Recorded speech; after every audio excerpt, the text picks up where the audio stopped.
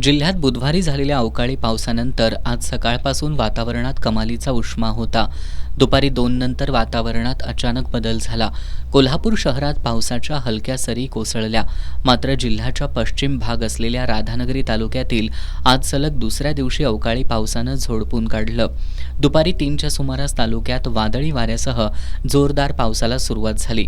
काळंबावाडी, मांजरखिंड, राधानगरी सरवडे आणि खिंडी भरवडे रस्त्यावर वादळी वाऱ्यामुळे झाडांच्या फांद्या तुटून पडल्या. त्यामुळे काही काळ वाहतुकीला अडथळा निर्माण झाला होता. गुरांसाठी साठवून ठेवलेली वैरण वाऱ्यामुळे उडून गेल्यानं ती पूर्णपणे भिजली. त्यामुळे पशुपालकांसमोर अडचणी निर्माण झाल्या. पावसामुळे शेती पिकांचंही मोठ्या प्रमाणात नुकसान झालं असून आंबा बागायतदारांना मोठा फटका बसलाय. सूर्यफूल आणि मका ही पिकं वाऱ्यामुळे कोलमडून पडली आहेत. करवीर तालुक्यातील सांगरूळ इथंही वादळी वाऱ्यासह अवकाळी पाऊस झाला. या पावसाचा सांगरूळ आठवडा बाजारावर परिणाम झाला.